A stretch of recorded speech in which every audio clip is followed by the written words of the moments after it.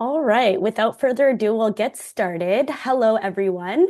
My name is Degan God, and I'm delighted to be here with you today to offer advice, resources, and best practices to boost your career and help you navigate the job application and assessment process. We're super excited to be hosting today's session in partnership with the Federal Youth Network. A little bit background about me. I have been a human resources advisor or in human resources management for about 13 years, and I started my career in the federal public service as a co-op student.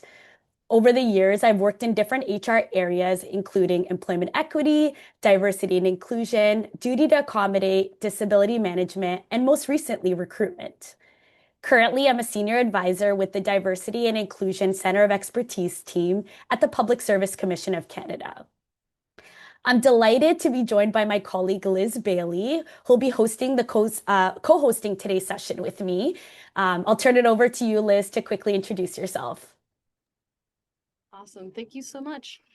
So as mentioned, my name is Liz Bailey, and I am the acting team lead here in the Atlantic region. I am based out of Halifax, and I've been with the PSC for about 4.5 years now, almost 5. I started as well as a student through the Federal Student Work Experience Program in 2017 with Environment Canada. And I was fortunate enough to get a casual after that, which turned into an indeterminate position where I worked as a staffing and classification advisor. And as mentioned, just over 4 years ago, I started working as an entry-level PE advisor with the region here. And I started my acting just a few months ago. So I'm very excited to be here, and hopefully you'll be able to learn a lot from us today. Thank you, Liz. I'd like to begin today's meeting by acknowledging that I'm located in Ottawa, Ontario, which is the traditional and unceded territory of the Algonquin Anishinaabeg people. The Algonquin and Anishinaabeg people have lived on this land since time immemorial. I want to express my sincere gratitude to generations of Algonquin and Anishinaabeg people, both past and present, as original caretakers of the space that I occupy. I recognize that we may work in different places, so I encourage you to take a moment and to reflect and honor all First Nations, Inuit, and Métis people and their valuable contributions to the land which we are currently on. Go to the next slide. We'll dive right into today's session. And before we go in, we have a few housekeeping details and quick overview of today's session so you get a general idea of what you can expect. So we have an incredible 13,000, over 3,000, 3,000 participants that have registered for today's session, which is incredible. So to help us run things smoothly, we recommend disconnecting from your VPN as some of the interactive features may not work properly while connected. For that same reason, we also have disabled microphones and cameras. We'll have a Q&A period at the end of the session, so you can submit your questions in the Q&A section, and there's a button at the bottom of your screen throughout the presentation. We have many of my colleagues on the line that will be responding questions throughout the session, and then during the live Q&A at the end, we'll be answering questions based on popularity. So make sure you upvote the question you'd like to hear answered the most. And the reason for that is we most likely won't be getting through all the questions. We'll do the best we can, but that's where the upvoting feature will be very helpful in getting responses. Today's session focuses on understanding the evaluation process, building skills, and networking.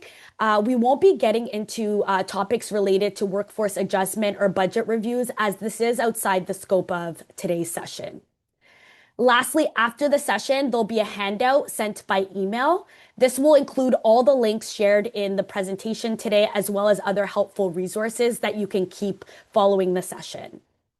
So what can you expect from us today? We'll be talking about marketing and branding. So some practical ways that you can market yourself and enhance your personal brand. We'll share strategies for skill building and developing your profile, both through learning and on-the-job experiences. For the next section on resumes, we'll look at what information to include in your resumes, how to answer screening questions, and Liz will walk us through a live demonstration of a poster on GC Jobs. Lastly, we'll be discussing what you can expect in the assessment phase. So how to prepare and then also how you can shine when you're being evaluated. So let's get us started. So before we officially dive in, we're going to start with a poll question. So I'll allow a minute for the question. Oh, there you go. The question pops up, the poll question. And the question is coming into the session, I feel fully confident in the following areas: the ability to apply for positions, understand job posting terminology, how to market myself effectively, and show my transferable skills. And so the responses look like it's a mixed bag. So thank you for sharing your responses. This gives us a really good starting point, and hopefully those that feel less confident will be able to gather some great tools and resources that will help support you. And we'll check in later at the end of the session. We'll use the same poll to see how your confidence level evolves throughout today's session. So we will go to the next slide. Um, so why marketing yourself matters. It's not simply enough to apply for jobs. You also need to make sure that your skills and achievements are visible to the right people. And that's really where self-promotion comes in, especially in today's competitive job market. Standing out is crucial. And one of the ways you can do that is being prepared to talk about yourself. And this is an intentional and strategic act, right? So I am the first person to say it. Talking about yourself can be uncomfortable, especially when self-promotion may not necessarily be a part of your culture, your natural style, or like myself, you describe yourself more as an introvert. But sharing your work and achievements doesn't have to feel like bragging. The key is really to be authentic. So focus and find ways that you can tell your own story, highlight the impact of your work, lessons learned, or even challenges you've overcome. That way you can help present yourself authentically, and others will be better able to understand your value. Remember, visibility isn't just about getting noticed, right? It's about opening doors. When others are aware of your skills, your accomplishments, you are more likely to be considered for new projects, assignments, or even promotions. So it's really about finding the balance of sharing enough information to hopefully be recognized, but also you don't want to feel like you're overly bragging or arrogant, right? And we'll share some practical ways in the upcoming slides. And in any organization, especially in the federal public service, doing your job well is also part of the process, right? But promoting yourself authentically and strategically can help ensure that your contributions are recognized, and that can also help accelerate your career growth. So as I said before, what are some practical ways that you can market yourself? If we go to the next slide, one of the most effective ways to get noticed is through volunteer projects, committees, or short-term assignments. These opportunities help you showcase your skills to a wider audience and also help you build connections across different teams or even different organizations, depending on what you're volunteering for. Um, Sharing your expertise is also another great strategy, right? So whether you lead a presentation like I'm doing today, or offering to mentor a colleague like many individuals do, or simply sharing your insights in a team meeting and sharing what you think or your ideas, these are all actions that can help demonstrate that initiative and that leadership. Um, Networking doesn't have to be intimidating. It can be as simple as joining professional groups like the Federal Youth Network, connecting with colleagues across departments through interdepartmental committees, participating in communities of practice that are related to your classification, like a functional community. I know the communications a functional community is super active, right? So finding places that are authentic to you that also relate to your work is a great strategy to help you get started if you don't know where to get started. And on a personal level, I'll share a kind of a quick personal anecdote. For several years early in my career, I volunteered with my organization's Young Professionals Network, and it gave me a chance to use skills that I didn't do in my day-to-day job. And I got to do so many interesting activities like organize events, lead small working groups, meet with colleagues across the department, including senior management, and it really helped me develop other skills and grow and get noticed. And the key is also getting more and more people aware of your strengths, and that leads to that possibility of getting considered for new opportunities. Don't forget also to keep your resume and LinkedIn profile as you acquire these new achievements. So, documenting your achievements regularly makes it easier for other people to see the growth and for you to apply to new roles when you're ready and the time comes. Remember, marketing it isn't just about job competitions. It is small, everyday actions in your to build your professional brand. The goal is to make your skills and accomplishments visible in a way that feels authentic, but also professional. So, what are some of the core elements of building your personal brand? If we go to the next slide, a personal brand is very similar to a corporate brand. It's who you are, what you stand for, and the values that define you and how you express those values. Just as companies communicate their values to customers and differentiates themselves from competition, a personal brand will help communicate your unique identity and your value as an individual and help potential employers understand what you bring to the table and your personal brand is essentially your reputation at work, how people receive you, how they value you or refer to you as a contributor, even when you're not present, right?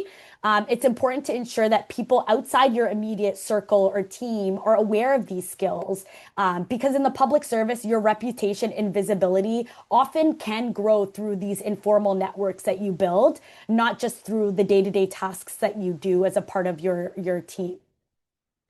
Um, some suggestions on activities that you can get involved in beyond your core responsibilities can really make the difference. So, like committees, special projects, employee networks, there's many employment equity networks at each department, as well as interdepartmentally. Volunteering for short-term initiatives can help you connect with colleagues.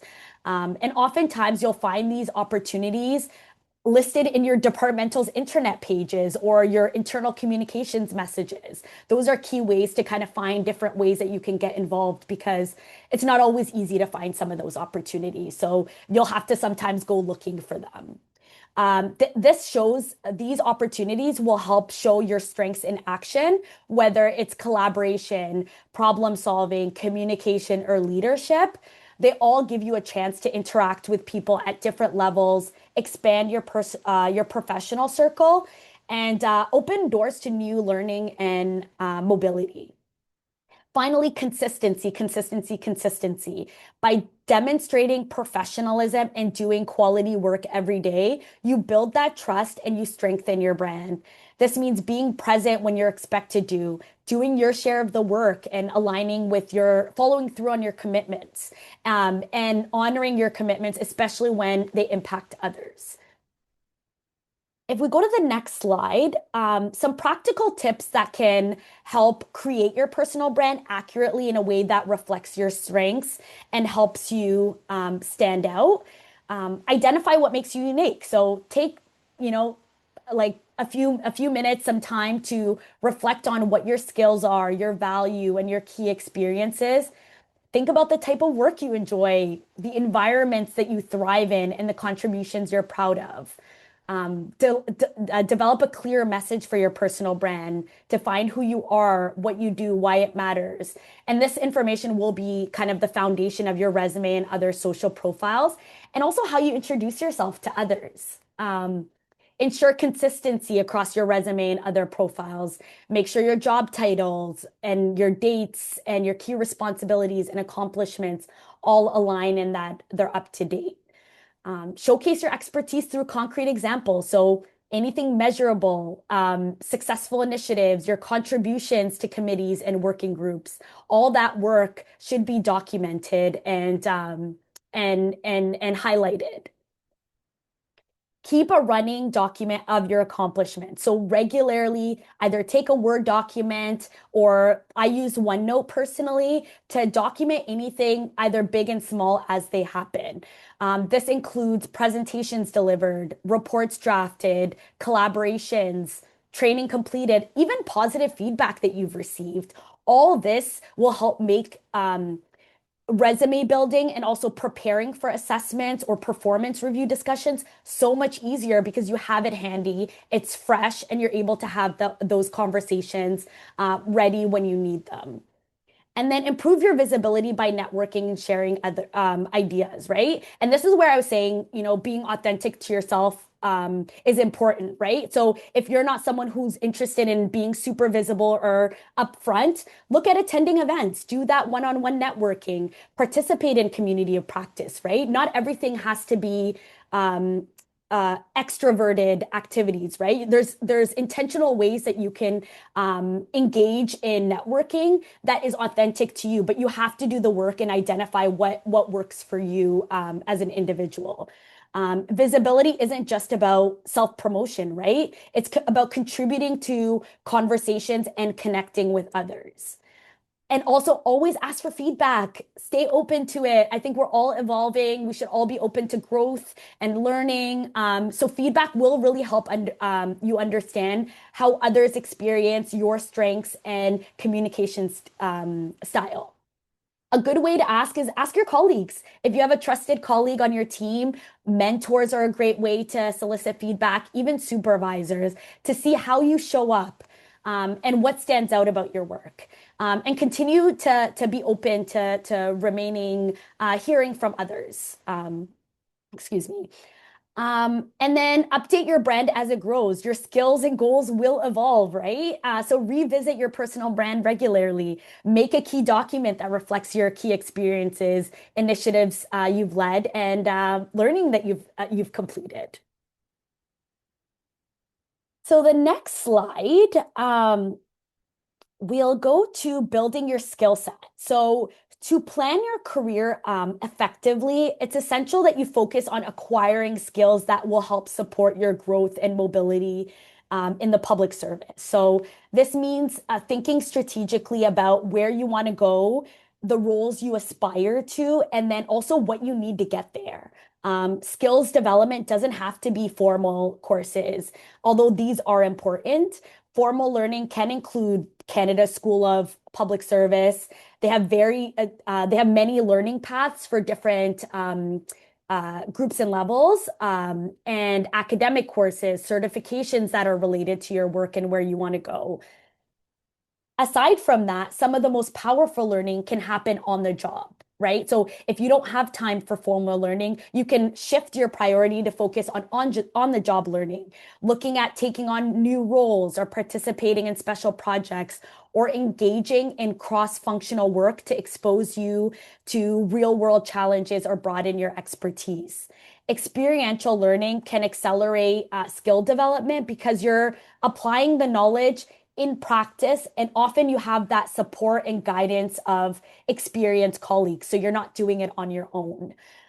It also demonstrates initiative and adaptability, qualities that decision makers often notice when considering a candidate for advancement. Um, Informal learning complements formal learning and on the job experiences. You can develop these skills by engaging in self-study, so reading reports, researching, or relevant literature. The public service offers many internal resources, including knowledge sharing platforms and networks, internal libraries. The main challenge I completely acknowledge is finding the time to take advantage of these resources, right? So I just want to outline that, but recognizing that by doing this, it does pay off in the long run. So it's not like you have to do all this learning in a short period of time. Be intentional. It can be as little as 5 minutes a day, right? And doing so can pay off on building that expertise and some of those professional networks. Finally, as I said earlier, consistency, professionalism, and proactiveness approach are critical to personal development, right? And positioning yourself for future opportunities. By continually updating your skills, seeking feedback, and demonstrating reliability, you build a reputation as someone who's ready for new responsibilities. And advancing your career requires more than knowledge alone. It involves putting your skills into practice, collaborating effectively, and showing initiative that aligns with both your goals and organization goals. So you have to keep that in mind too. So the next slide, how do you identify some of these skill gaps when planning your next career move? It's important to know what skills will help you get there. So look at job posting. GC Jobs has hundreds of job postings every day. Look at a job posting that you're targeting and compare the requirements to your current skills and strengths. Take advantage from the feedback that you solicit from either managers, colleagues, or mentors to identify some of those gaps. Focus on skills that will allow you to be mobile as possible across different positions. So look at some transferable skills. Digital literacy is really big right now. Project management, effective oral, written communication. Um, Set clear goals to identify and develop a concrete plan to fill the gaps in your skills.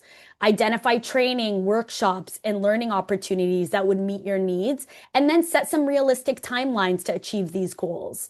Involve your manager. They're key and critical in this process to help you support, and you'll benefit from their support and advice to facilitate your progress. Oftentimes, you can also use performance reviews as a guide to your development. Take advantage of performance discussions to openly share with your manager the skills and strengths that you want to work on and the learning paths that you can prioritize while gathering some of those personal recommendations on how to enhance your strengths. Finally, incorporate the feedback you receive into an action plan. Adjust it as you progress. Ensure continuous improvement towards your professional goals. Once you acquire new skills, don't be afraid to showcase them. That is the time to showcase the new skills as you develop them. So the next slide is about networking. So networking is more than just exchanging business cards, right? It's about building real relationships with other professionals. It can help you connect to other people in your field and really open the doors to opportunities, even referrals. To network effectively, you have to be curious about and genuinely listen to others. Ask about what they do, show interest about their work. Remember, people remember good listeners, and show initiative, participate in events, ask questions, volunteer, and show a genuine interest. This will help make you memorable. And then when you deem appropriate, don't be afraid to offer your resume or share ways that you can collaborate. And this is where the information I was sharing about being authentic is really important too, right? Find a way that is authentic to you and develop a tool that can help support you. Oftentimes, people use the elevator pitch as a way to facilitate networking, and this can be like a clear introduction that where you present yourself with confidence, right? So think of it as a way to show who you are, what you do, and what you're interested in. And then by identifying common ground and opportunities to continue the conversation, you've set the stage for that mutually beneficial conversation and relationship to flourish. Once you meet someone, a good idea is to stay in touch. So you can do that by a quick follow up by email. A LinkedIn message can also make all the difference, or other social platforms that you may use. When reaching out, acknowledge how long it's been since the last time you've spoken. Explain why you're contacting them, and note that if you've had a recent promotion or career change or achievement, that's also a cool way to kind of start off the conversation. Share something relevant, like an article related to your work or your field that there's that mutual interest in. Ask for advice or show appreciation. For example, if you've seen them recently at a workshop or a presentation, send them a quick message to say, like, hey, I saw you present here, just looking to connect, see how you're doing. This is what's happening with me, XYZ. And then also the action part, right? So plan a virtual coffee or a virtual chat, reconnect, and before you ask for something significant like a referral. Remember, networking is a two-way street. So listen, offer value, focus on building those genuine connections. And by being consistent, you can help create these relationships that will help you learn, grow, and also reach your career goals. Um, the next slide. Um, Once you develop these new skills, make sure that you're showcasing them. I said earlier, keep a running document. It can be easy as a Word document or OneNote. Even sometimes people prefer using their drafts in Outlook. This is a great way to help support you in writing performance reviews or job applications. Share your successes during team meetings or in conversations with your manager in a professional and fact-based way, right? Don't describe what you did, highlight the impact, right? Focus on how your work has helped the team and also the organization. So there's that mutual benefit. For example, instead of just saying, I prepared a briefing note, you can say something like, I prepared a briefing note that helps senior management make timely decisions and provide more detail and outline some of the outcomes. Don't be shy about bringing up your achievements during performance reviews, informal meetings, all that.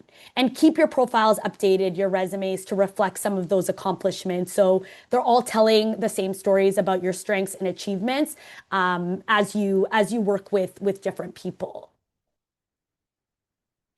In the next slide, well, we spoke a bit about kind of LinkedIn and social profiles, just kind of sharing that in today's digital world, how you use social media can shape your professional reputation. So, a few tips are to use LinkedIn to highlight your achievements and skills in a professional way. Share your learning and insights online. If you've seen an interesting article that's related to your field or different resources, feel free to share that with your network, but also maintain that neutrality and follow the public service guidelines. For specific information, there is a guidance on public servants on the personal use of social media, as well as your department might have additional guidance depending on the security level of your work as well. Remember, your online presence can influence how your employers and colleagues see you. If you're ever unsure, feel free to ask your manager if something is inappropriate or appropriate to post. It doesn't hurt to double check to make sure that everything is aligned with the appropriate policies. And that'll kind of conclude what we've talked about related to networking and marketing yourself. I hope these topics that we've discussed have inspired you and given you some ideas and encouragement to kind of get started. I know some of you are already in an excellent position or a good position in terms of your personal brand and ready to consider new opportunities. So I'll turn it over to Liz to get us started in the next portion of the session, which will look at resume preparation, job applications, and preparing for assessment. And then I'll be back to talk about the accommodation process. So over to you, Liz. Awesome. Thank you so much. So we're going to talk about resumes. I do see quite a few questions in the Q&A section already. So hopefully I can answer some of these during our quick overview, and then we'll move on to some other parts of the application process. So as we just discussed, using social media, especially LinkedIn, is a really helpful way to highlight your professional achievements and connect with others in your field, across government, and in other industries as well. But your online presence is only part of your professional toolkit. The other essential piece is your CV. And I know that we're all familiar with it, but CVs in the government of Canada are a little bit different from what you might have seen in the private sector, especially if you're newer to government and you worked long-term in the private sector. CVs are a little bit different here. They are the main point of access for managers. They're what they use to what they rely on to assess whether you meet the requirements for a position. We're going to shift our focus now and talk a little bit more on how to create a CV that truly showcases your skills, experience, and accomplishments. As I said, this is what one piece that managers rely on, and it can be your first impression when applying to a job. So you want to make sure that it provides enough detailed information so that hiring managers can easily determine whether you meet the job requirements or not. As always, some of this information is going to be straightforward. You want to make sure that you're including your name and contact information, highlights of your key qualifications, key achievements, education, trainings, etc. And luckily for us, nothing is too much. I'm sure many of us who have a little bit of experience in the government can say that we have probably 5 or 6 page CVs. I definitely have probably 5 or 6, and outside of the government, that's really not heard of. So take advantage of this opportunity to include all of this information. Try to showcase achievements as well. As Dagan kind of mentioned earlier on, it can be a little bit challenging sometimes for us to kind of promote ourselves. A really good way, a lot of achievements that you did, and not just the tasks of your jobs that you've had in the past or one that you're doing right now. An example could be, instead of listing tasks, you're describing outcomes, which could be as simple as saying something like, I led a project that streamlined processes and reduced turnaround time by 15%. You're always free to include your LinkedIn profile, providing that link in your resume so that managers can easily access you and get a fuller picture of your professional brand and achievements. And make sure that you're tailoring your resume. So we'll go over the application in a little bit, but on the GC Jobs website, you can have your CV loaded to your profile. And we do sometimes recommend that even though you have that loaded as like your standard CV, you can also make any changes that are specific to that job. So maybe you're applying to a specific field, it's kind of related to what you do now, but you want to add something specific to an application. Tailoring it to that specific job is going to help you stand out as well. It's also important to keep it updated. So regularly updating your resume to reflect new skills, any certifications, accomplishments, etc. I logged on the other day and realized that even though I've been acting for a few months, I did not add that to my resume. So it's super important to make sure that, if you keep it updated regularly, you will be less likely to kind of scramble when you're applying to something online. There's nothing worse than, finding a job poster, realizing that it closes the night of, opening your application and being like, oh, I haven't touched my resume in like 7 months and I have so many things to add, and now you're adding time to yourself. So if you have a few minutes every once in a while to make those updates, it can kind of streamline things in the future. I know that there are also a lot of questions about the content, and on the slides, you can see a bunch of different things that we definitely recommend you include. And it's important to note that the number one rule that I would say is it's content over format, content over layout. Obviously, these bullet points are in a specific order, but it does not have to be in this order.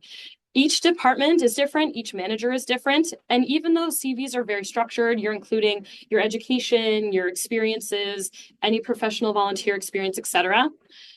It's really about the quality of the content and not about how long it is or short. It doesn't matter if you put your highlighted qualifications first, your education last. I know for the longest time, people were saying, don't put your education first, put it at the bottom.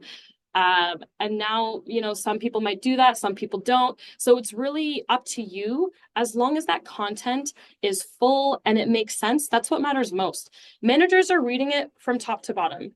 They are required to assess.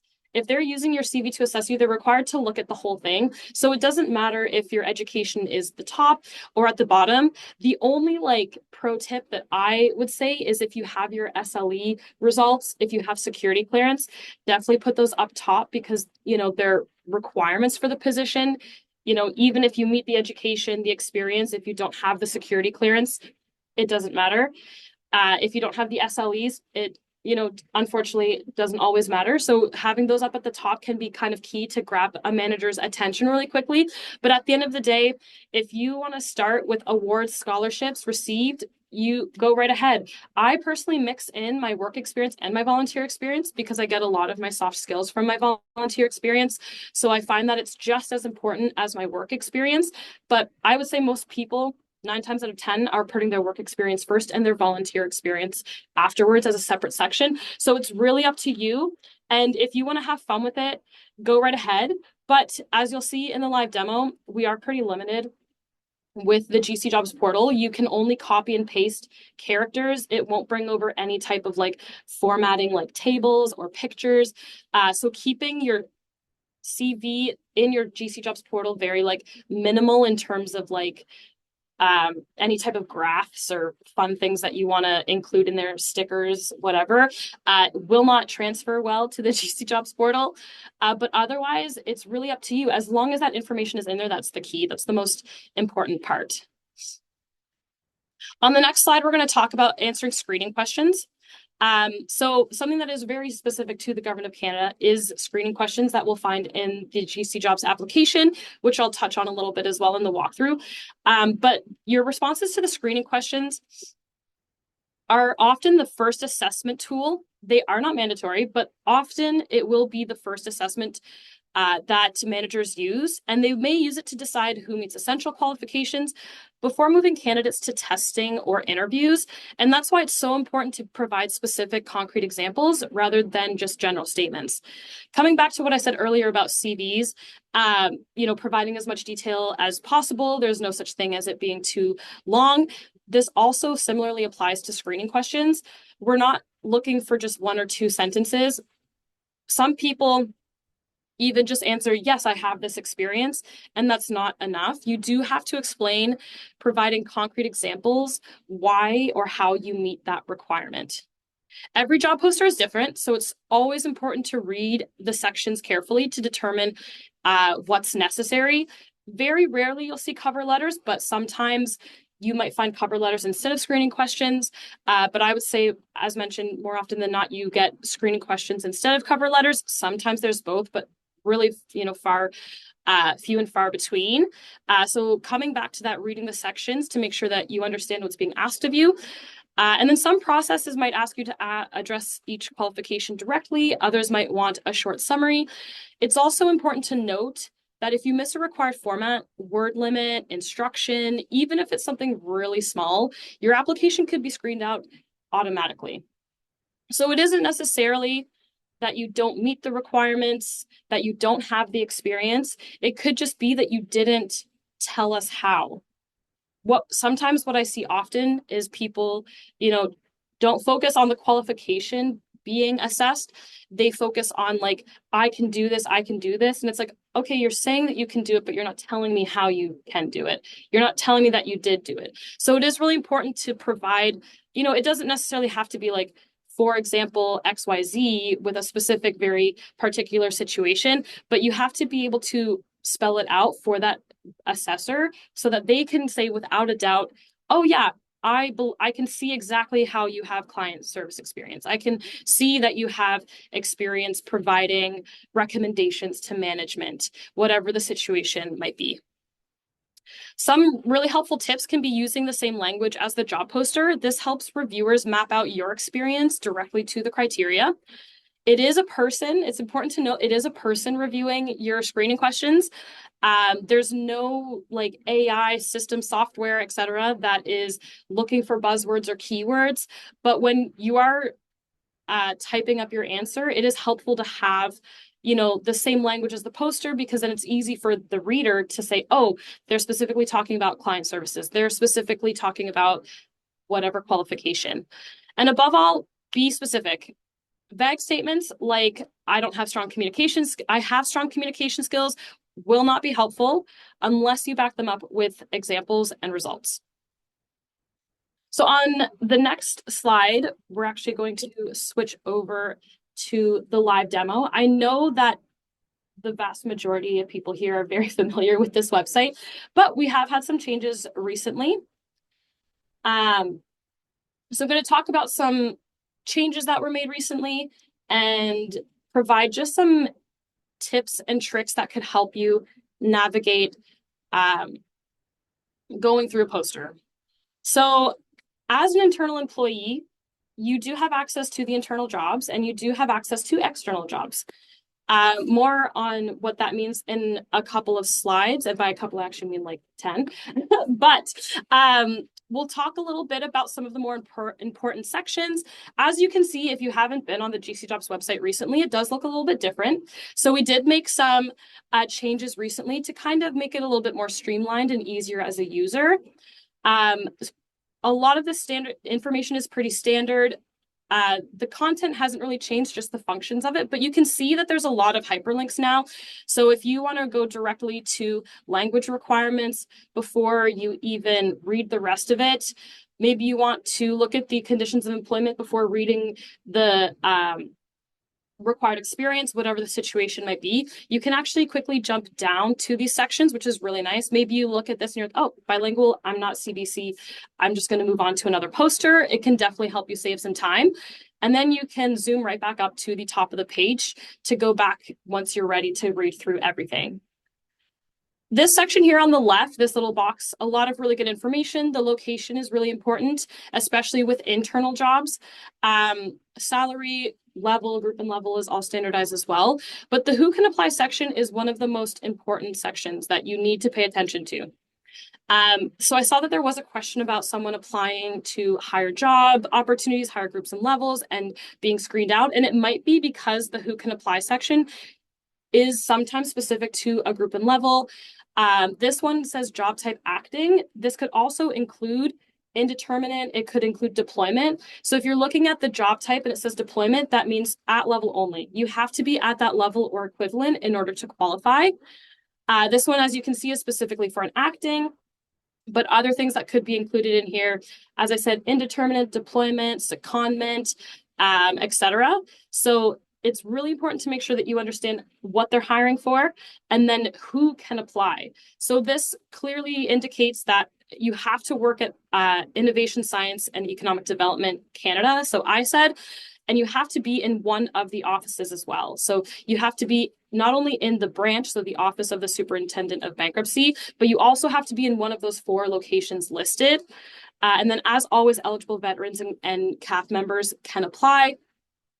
But we won't go into too much detail for that specific part as it applies to every single poster.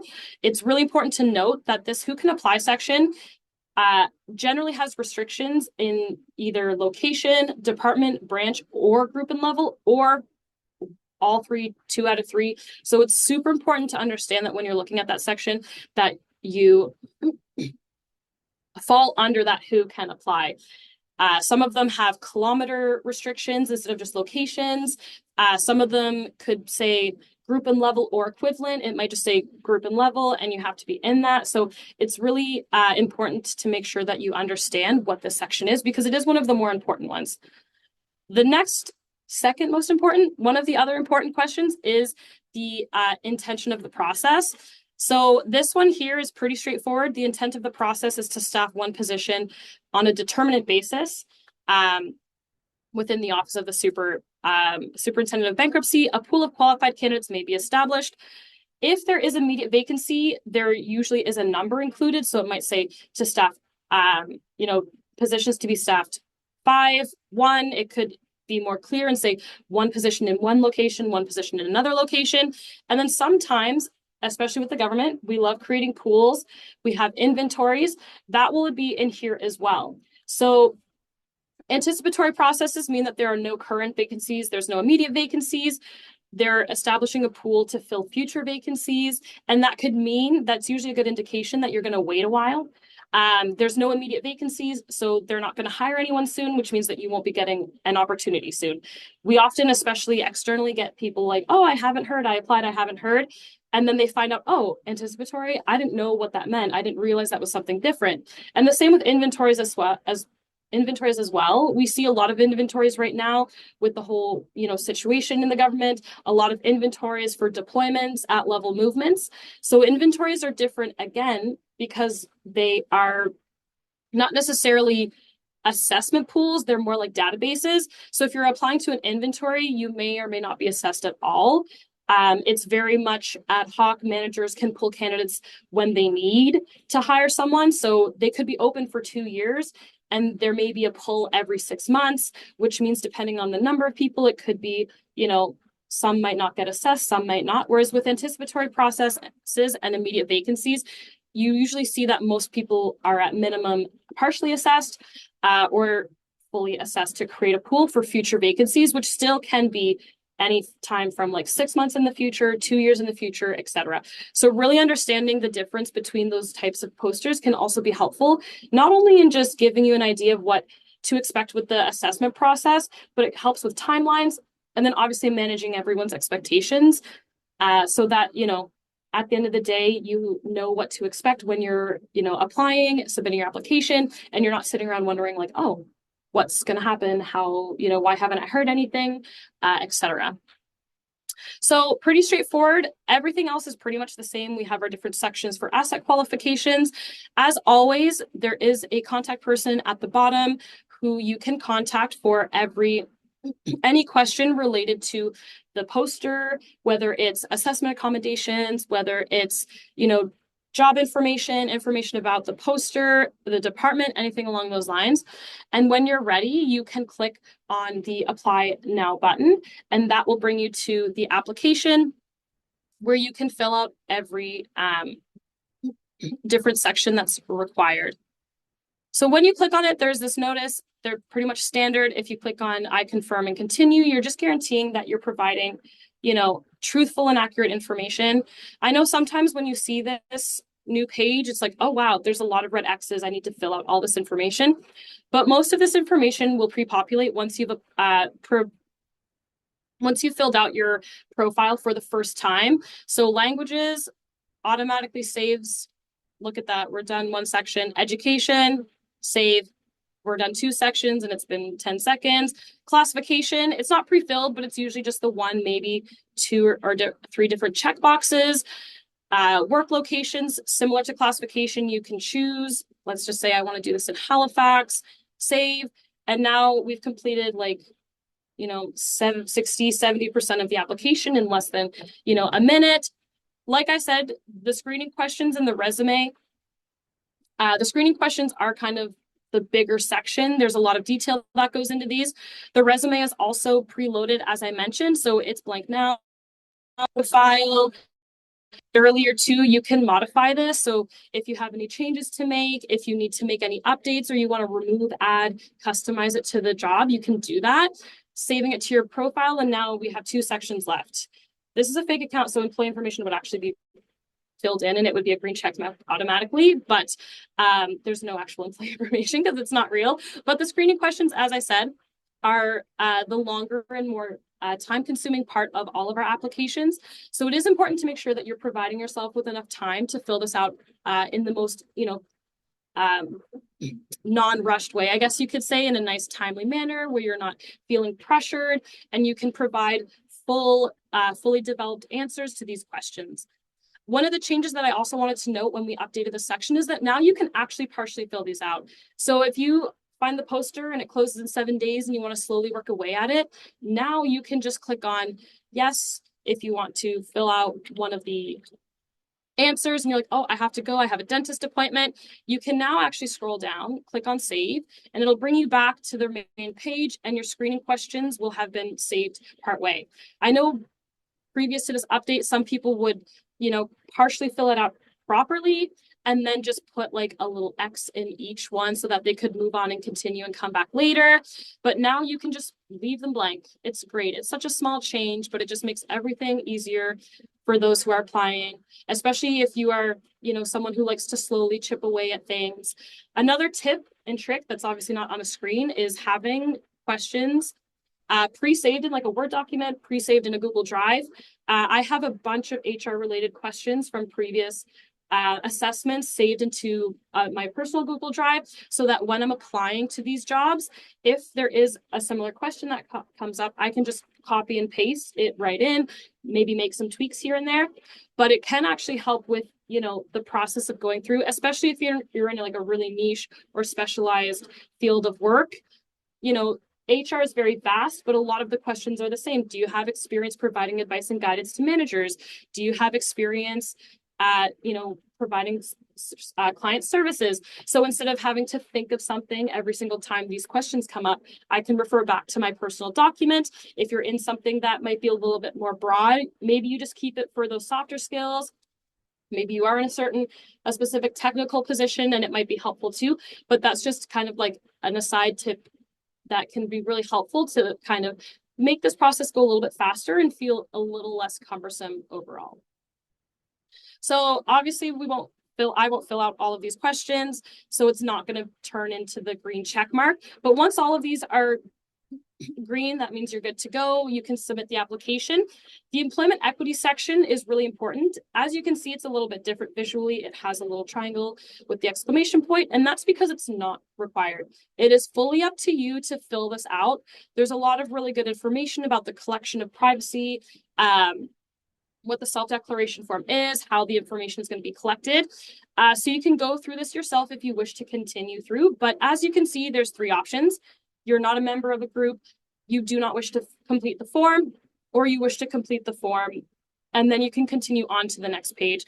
So just for visual purposes, if I say I wish to complete the form, now you get the option to choose how you want this information collected, and then you can identify if you're in one or more of the 4 different groups. Click on save. I'm going to get an error because I didn't fill it out, but if I click on back, whether I fill it out or not, it's always going to look like this, and then you can submit the application. One last really important tip as well is that you can recall your application at any point during the open period. If you recall your application and make changes, there's absolutely no problem with that, but you do need to resubmit the application before the closing date. If you fill it out, submit it, make some changes, maybe you think of something the next morning and say, oh, I want to add that. I think that's a great example. You can definitely go back and make any changes that you need, but you do have to resubmit. Otherwise, the system will think that you're not done. It can't really tell the difference between a 5% complete application, a 99% complete application. Once that closing date passes, the system automatically stops you from closing or from submitting your application, and there's no workaround. You have to have that submitted before the end of whatever closing date is on that poster. So we'll go back to this one. Closes January 9th, tomorrow night. If you're in the Atlantic region like me, you technically get an extra 4 hours because it will close at 3:59 a.m. on January 10th. But really make sure, hopefully no one here is doing these, filling these out at, 2 a.m. in the morning in any region. But hopefully lots of good tips and tricks, and we'll go back to the slideshow.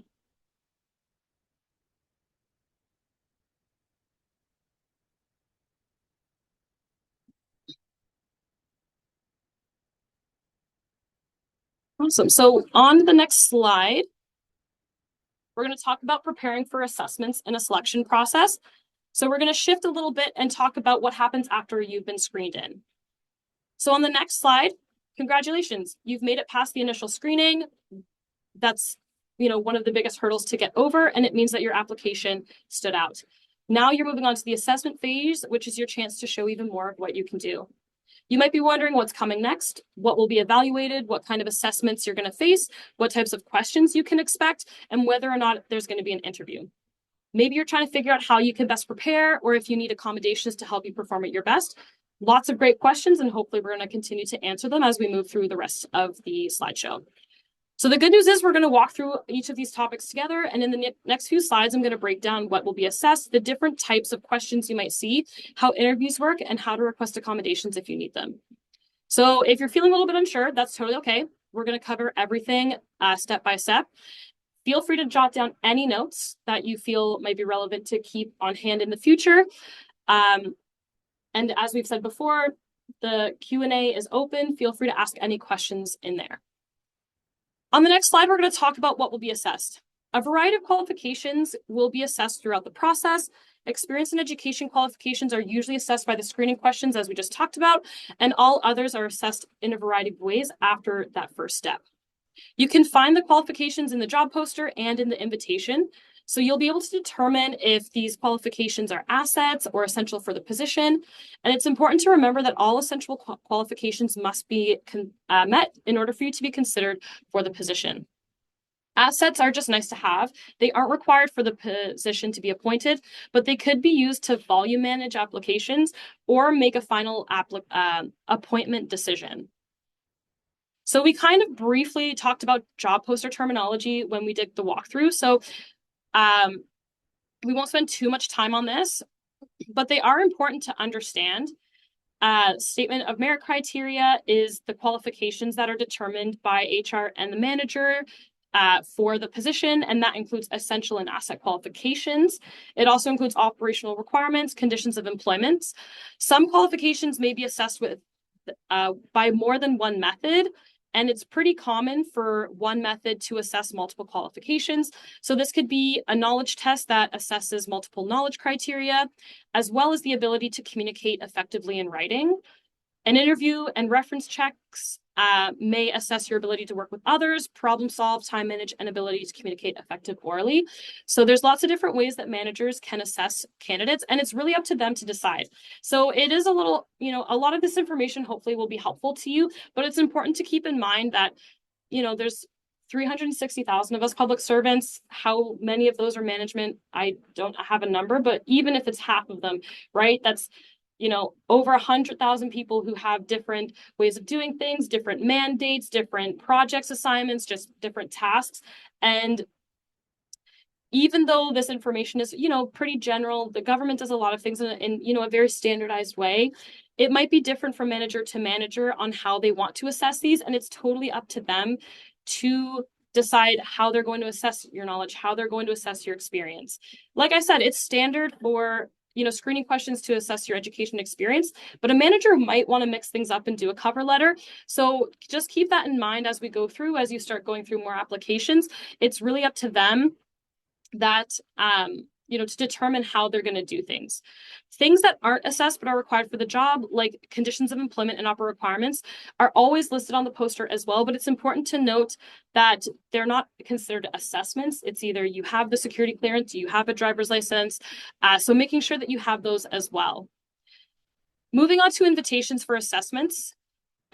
These are very important, not only to confirm your interest in being evaluated, and providing you with the logistics of the assessment. But we're fortunate enough in the Government of Canada that more often than not, we also receive information about the qualifications that will be assessed.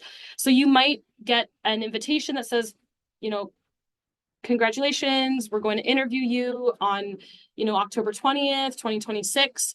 In this interview, we will be assessing criteria A, criteria B, criteria C. So it's really important to make sure that you're reading all of the information in the email so that you ensure that you're following all necessary steps, that you have a good understanding of what's being expected of you.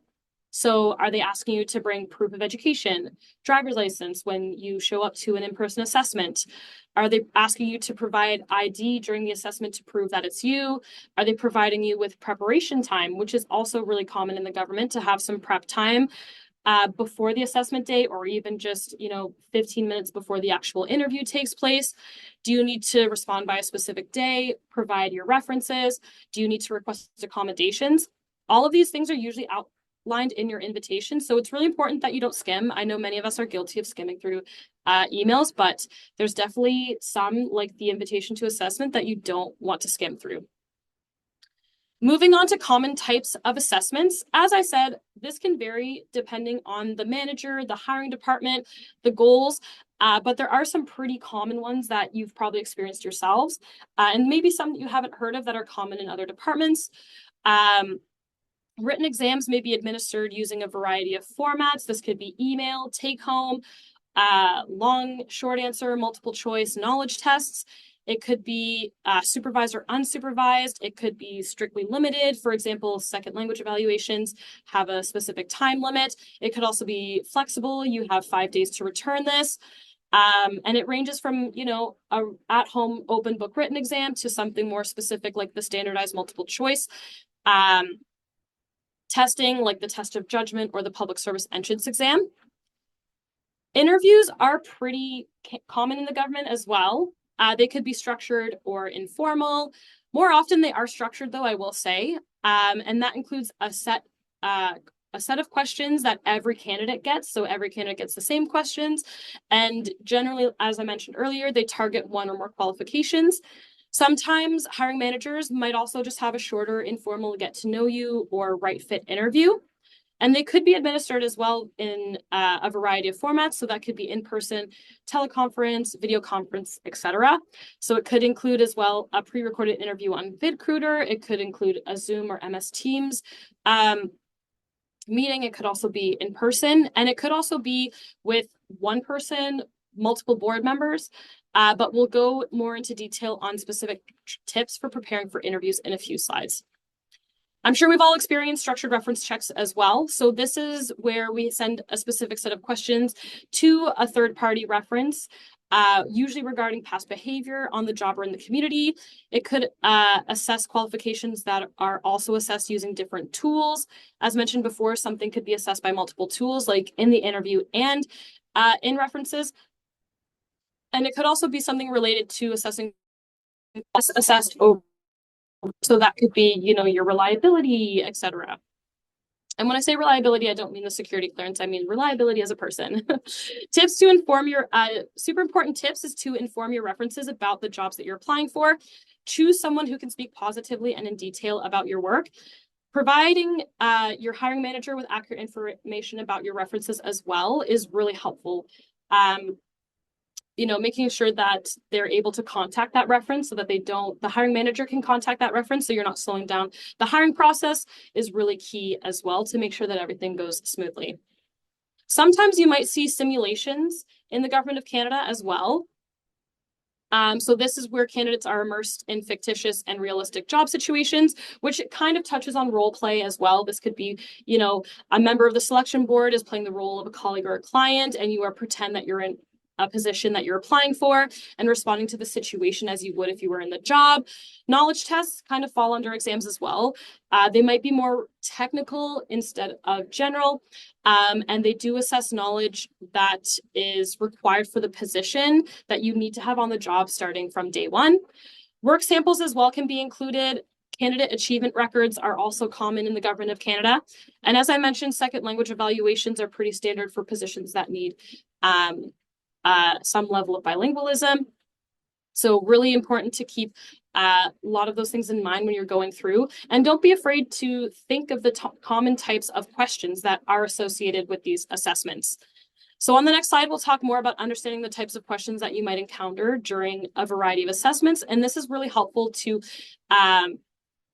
give you extra support in preparing for your assessment. So whether you're writing a test, preparing for an interview, engaging in a simulation, the more you prepare, the better you're going to feel. On this slide, we'll introduce the three most common types of questions: knowledge, behavioral, and situational. And over the next few slides, we're going to talk about them in more detail. By recognizing these formats, you'll be better equipped to structure your responses and demonstrate your strengths with confidence. So the first one is knowledge questions, which, as the name suggests, demonstrating specific knowledge. This can be done in a variety of methods. We talked a little bit about knowledge exams, but this could also be providing advice based on specific policy. So I did a simulation where they assessed my knowledge on policy and legislation related to HR. It could also be something like finding error codes or a simulation using specific software, or presenting research findings on trends in the industry. Behavioral questions, once again, it does say it in the name, but these touch on previous experience. Next slide.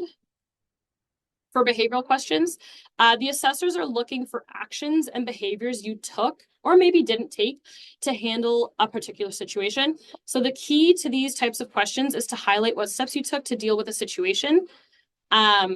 Or like I said, maybe you didn't take certain steps, and the assessors need to understand what you did, what actions you took, and how you acted in the situation. It's not just about what happened. It's about seeing your thought process and making those decisions to making those actions, and making sure that it's clear to the assessor, the board members, not only what you did, but why you did it as well. Making sure that you understand on a whole the situation and how that impacted how things played out.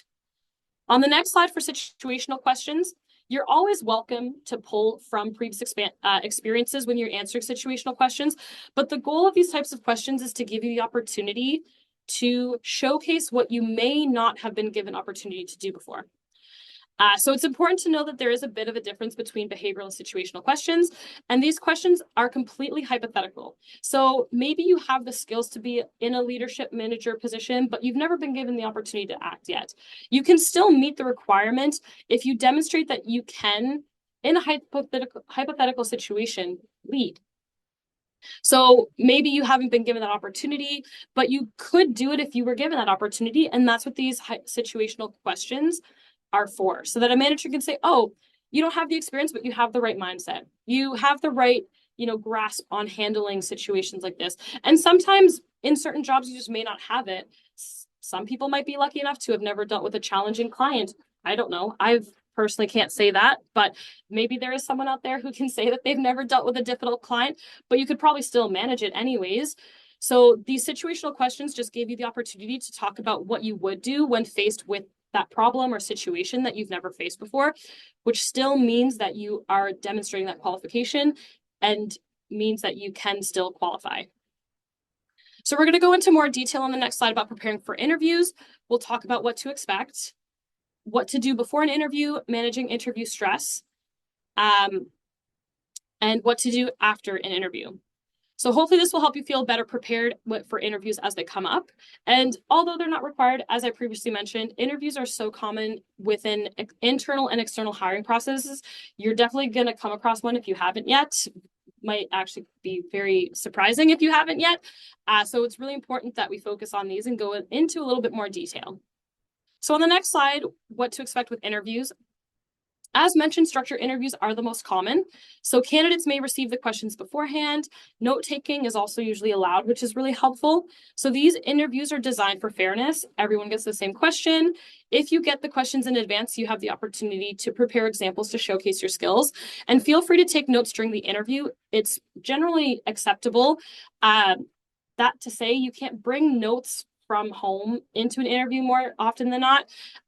When we're talking about notes, we're talking about the notes that you take during the prep or the interview time, but the instructions will be clear. So really make sure that you understand what's being asked of you, as I mentioned earlier. And something to keep in mind is that managers, panel members are there to take notes about what you're saying. They're not assessing you in that moment on the spot. They're not going to have an answer by the end of that interview process. They need to take notes of as much information as possible from your responses so that they can review them later on and come to a conclusion at a different time. So don't be surprised if members are taking notes if they're not making eye contact with you. Maybe you're hearing the quick little rustle of people writing or typing on the computer. It might be hard to not be distracted, but just keep in mind that they're recording your answers so that they can refer to them at a later time. If you have time, ask some follow-up questions. Don't be afraid to ask follow-up questions, whether that's follow-up to the interview, maybe you want some clarification. And also, on the flip side, don't be concerned if they ask follow-up questions either. They might be giving you a chance to expand, but that doesn't necessarily mean that you missed something. And it could help them add context or highlight results. And as I mentioned, don't be afraid to ask for clarification either. If you need someone to repeat something, if you need more clarification, it's not a negative thing. It shows that you're thoughtful and attentive. And as the candidate, you want to answer the question as, effectively as possible. You want to make sure that you have the best question, the best response, the appropriate response. So asking for that clarification can be, really helpful for you as the candidate to make sure that you're thoroughly understanding that response. On the next slide, we'll talk about what to do before an interview. Preparing for an interview is more than just reviewing your resume. It's about understanding the qualifications that are being assessed and presenting your experience in a way that aligns with the job requirements. So we talked a little bit about reviewing the invitation, really making sure that you have everything that you need, making sure that you have a good idea of what's going to be requested of you, make any notes of instructions, required documents, etc. We'll include the link in the follow-up document, but understanding key leadership competencies. So familiarize yourself with the competencies and think about how your experience demonstrates them, and refer to examples of definitions, whether it's in the document I just mentioned or, going online and finding other helpful resources on your own for these definitions and behavioral indicators, and prepare relevant examples. Interviews can be a little bit stressful. We'll talk about interview stress in a little bit, but having relevant examples on hand can kind of ease you in and make you feel less like you're on the spot. For each qualification listed, identifying at least one relevant example from your previous experience can help you just feel more confident and prepared when going in. And use the STAR method. So some of you might be familiar. It stands for the situation, task, action, and result. This is really helpful to structure your responses and helps keeping your answers focused and easy to follow for the panel. And don't be afraid of practice. Practicing your answers thoroughly, recording yourself if possible, make improvements if you see fit, even if it's something as simple as, speaking aloud to yourself in your apartment, asking your friend, a partner, speaking in the mirror, whatever the case is. If you want to practice with your cat or your dog, anything is going to be really helpful in reducing that stress and making you feel more confident. If you feel comfortable, prepare some questions to ask the board. If there's time at the end of the interview, you're more than welcome to ask questions. So that could be anything as simple as, what do you like best about your department? Maybe you want to ask a more, complex question. You want to know more about the day-to-day responsibilities or anything along those lines. If there's time at the end, they will be happy to take your questions. And again, preparation is key. By reviewing the invitation, preparing some examples, you're going to set yourself up to demonstrate your qualifications and make a really strong impression in this interview. We're going to go through the STAR method really quick on the next slide. So if you're not familiar with it, it's not mandatory, but it is one of the most helpful ways to deliver strong interview answers. This can also actually be helpful in your screening questions as well, for experiences especially. So the STAR method is there to help you tell your story in a structured way, and it just helps you keep your answer focused, clear, and easy for the board to follow. You start with the situation where you're setting the context so that the panel understands what the situation was, what the problem was, etc. You're going to describe the task or multiple tasks that need to be done, what your responsibilities were, and then explain your actions. So what steps did you take? When you were given your tasks, what did you do with that? What decisions did you make? How did you approach the challenge? Anything along those lines. And then you obviously want to summarize everything at the end with the result. What happened because of your actions and what did you learn from it? What was the outcome at the end of all of the things that you did? So similar to the first poll, we're going to do a little practice with the STAR method. So we're going to ask you a question, as you can see on the screen. We're going to read sections of a possible answer to the question, describe a time you took initiative to solve a problem at work. So we'll give you a few seconds to read this section and then tell us what it was. So the problem was completely resolved thanks to the intervention of the IT team, and we were able to continue our operations without interruption by manually sending signed requests until the system was fully restored. So is that the situation, the task, the action, or the result? Lots of great answers coming in. Over 90% are saying it's the result, a few actions, some tasks, some situations. But it is the result. So whoever wrote this answer was coming up with a nice way to wrap their answer up in a nice little package to send off to the assessment. We'll do one more. So this next statement is, last year, while working as an administrative assistant with the finance branch for National Defense, we frequently encountered delays in processing travel payment requests. So once again, is this a situation, the task, the action, or the result? We'll give you a few seconds to maybe give it a thought, open the poll and answer. Lots of people coming in so quick. And yes, most of you have it right. 98%, I think, are saying situation, and you are correct. So it doesn't have to be long. Some people do give a lot of details, and that's totally fine.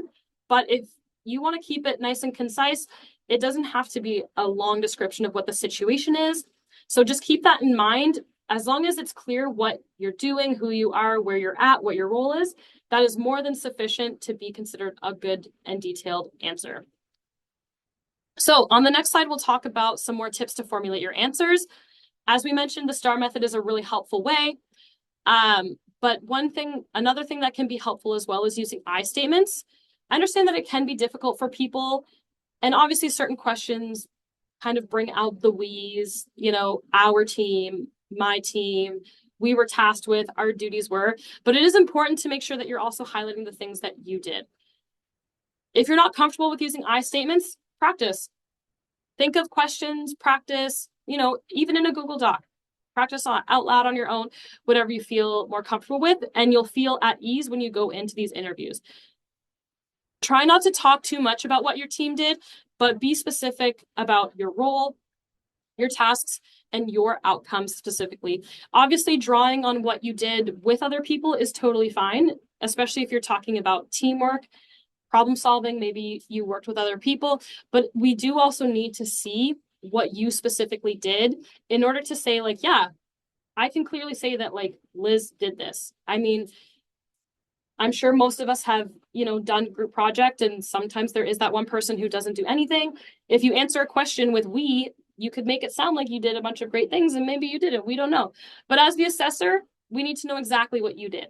And if you say, I did this, I did that, that is going to be helpful, not only for you as a candidate, but also as the assessor to look at that and be like, you know what, I have, no doubt that they have the ability, the capability of doing criteria, insert criteria here. On the next slide, we're going to talk about managing interview stress. Some people may get stressed, some people don't. I do info sessions like this all the time, and I still get stressed for them, still get stressed for interviews.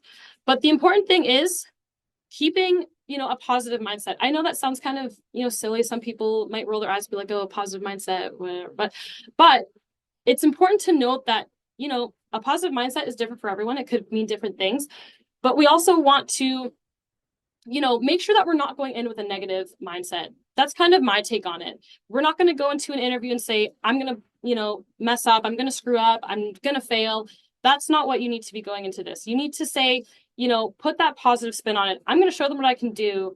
I can do this. I know what I'm doing. I'm good at it. This is going to go well. And if that's all that you can muster up because you're so stressed out, this is going to go fine. Then that's better than going in and saying, I can't do this. I'm done. I can't do it. Right?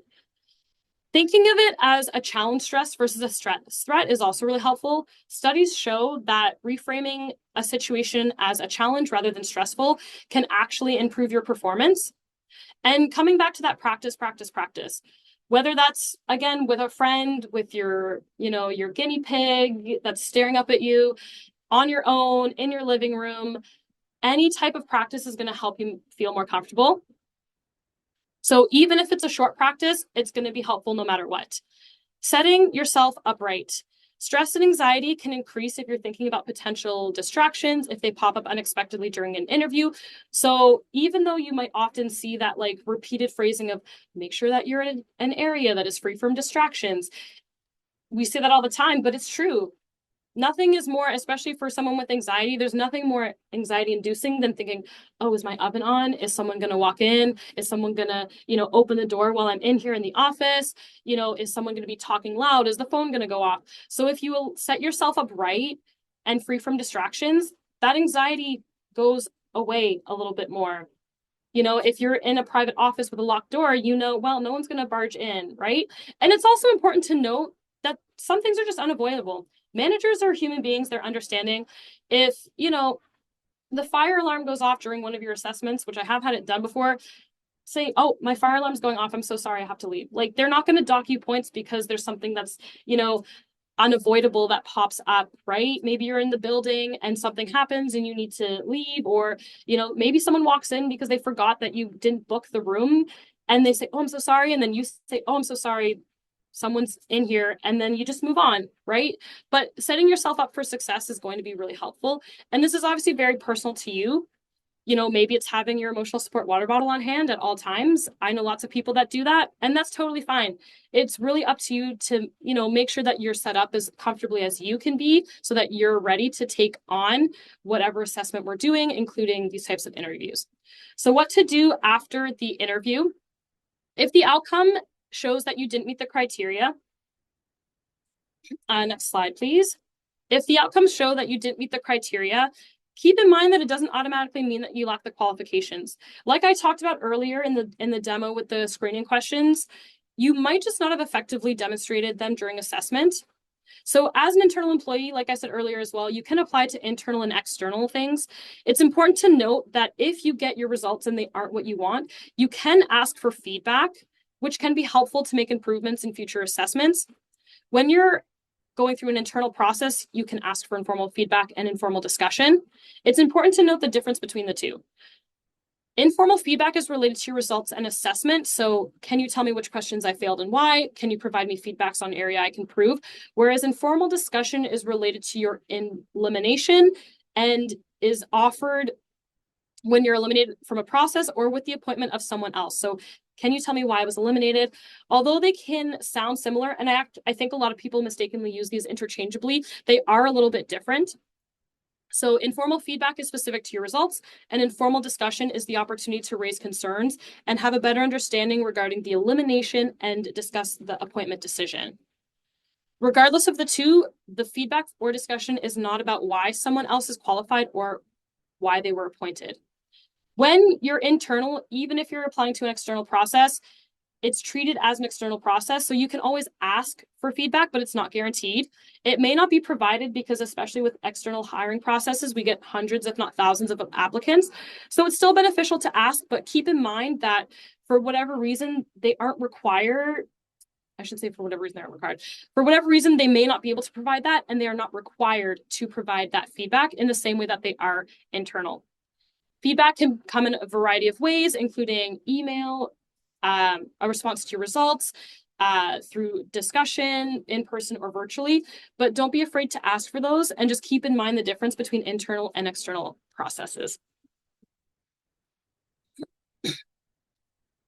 So the next, we're going to hand it back over to Degan, who's going to talk about assessment accommodations for the next few slides before the Q&A.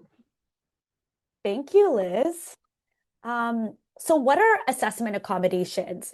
So they're essentially modification or a change that's made to an assessment procedure, format, or content. It doesn't matter, it doesn't alter the qualifications that are being assessed, nor the proficiency level required, but rather the way a qualification is being assessed or the setting. So we'll go through some examples in the upcoming slides, but the ultimate goal of assessment accommodation is to remove barriers to ensure fair assessment and also to allow candidates to fully demonstrate their abilities.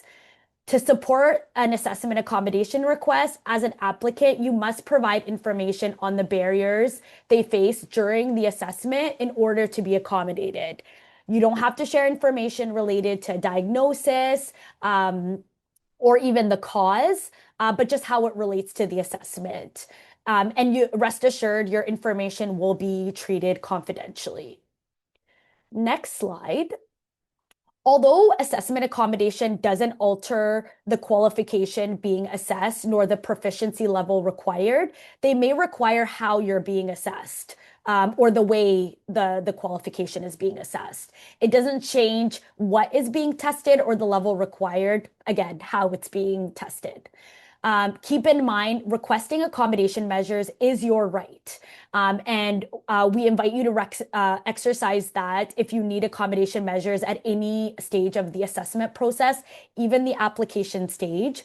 Communicate your needs to the hiring organization. And as Liz said, there's usually a contact person at the bottom of each job poster, and it includes either a name, a generic mailbox, or a person's email address, and that person is your contact information for anything related to the job poster.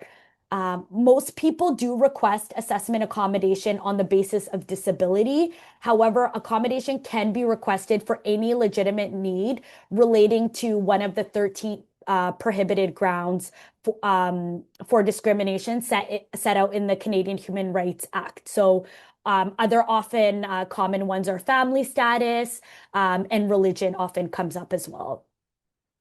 Lastly, the type of accommodation measures can depend on various factors, including the physical work environment, the hours of work required for the position, as well as the specific job duties. Next slide. Let's talk about the type of accommodations that might be available during an assessment process. So related to the setting. So you might need a private room to prevent noise, change the test location if it's not physically accessible. If you need ergonomic equipment like an adjustable desk, lighting adjusted, that could be an option. And a few of the questions we've gotten on the chat today even has been related to using technology and not being comfortable and needing accommodation related to the test environment or how the test is being done. Then that would be something to request if there was a disability or any kind of accommodation related to that. You would just simply send a request to the person in the email, and then there would be potential accommodation options provided. Response option. So you may be allowed to respond using your preferred communication method, like a tape recorder, a computer, braille, or other adaptive equipment. Scheduling or timing. So you can get extra time to complete a test or an interview. Potentially breaks for a longer assessment, or have the session scheduled at an appropriate time where that works best for you. Presentation format. So instructions or questions might be presented in either braille, large print, audio, sign language. A reader could be used if you have low vision or you're blind, or instructions can be given in writing or verbally. Remember that you are entitled to accommodations at any stage of the hiring process to eliminate any barriers that you may be experiencing.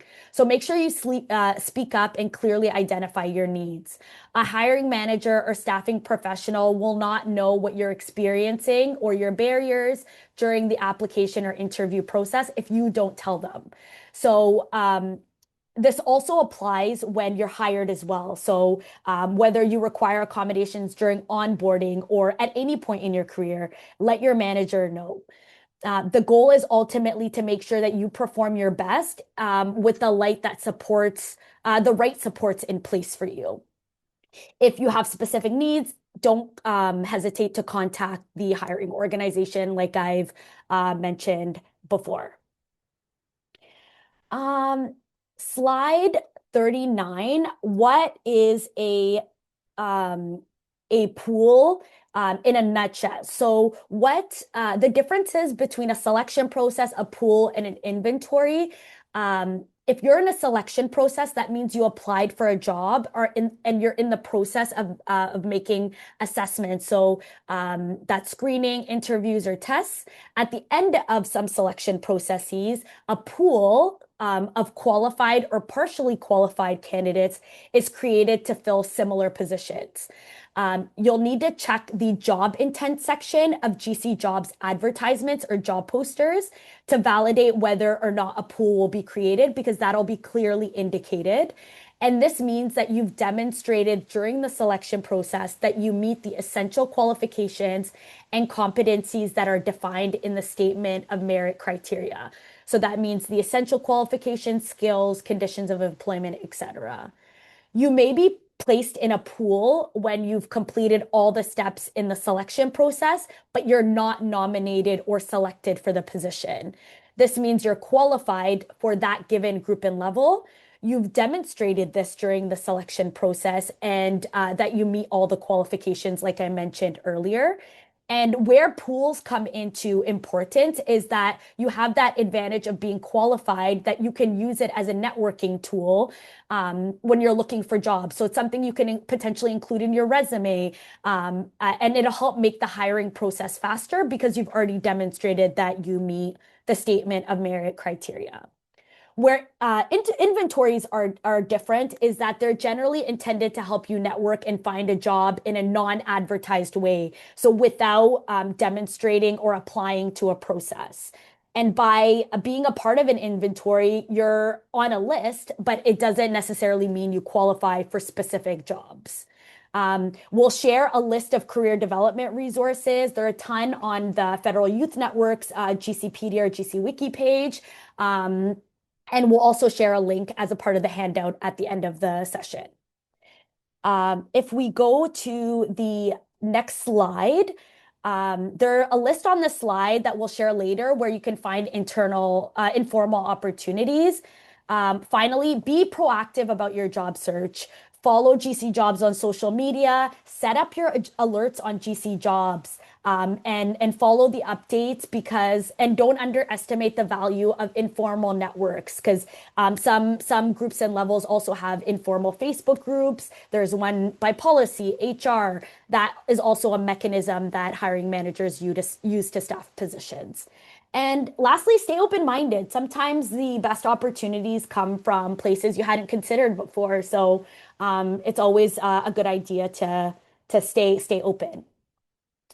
If we go to our the next slide, we have another poll question. So as we get closer to ending today's session, we want to take a moment to reflect on what you've learned, how confident you feel about applying these insights going forward. So please take a moment to answer this question quickly. So again, how do you feel after the session? Do you feel that your level of confidence has increased?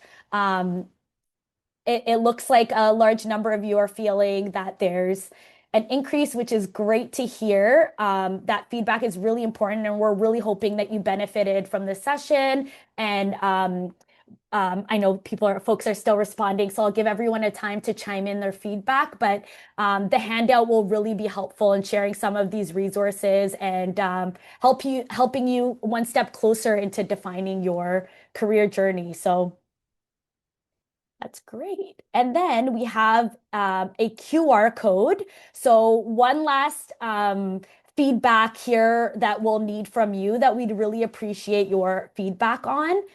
Thank you so much for completing the poll. Lily has on the screen a QR code. Also in the chat, a link to the questionnaire will also be shared. We'd like to invite you to provide a little bit more feedback. When completing the survey, please don't share any information about your name, about others, or specific information to identify you. This information will be really helpful in helping us gather feedback for future sessions for participants like you and your colleagues. So don't be shy and let us know what you think because all the information will be helpful in helping us improve.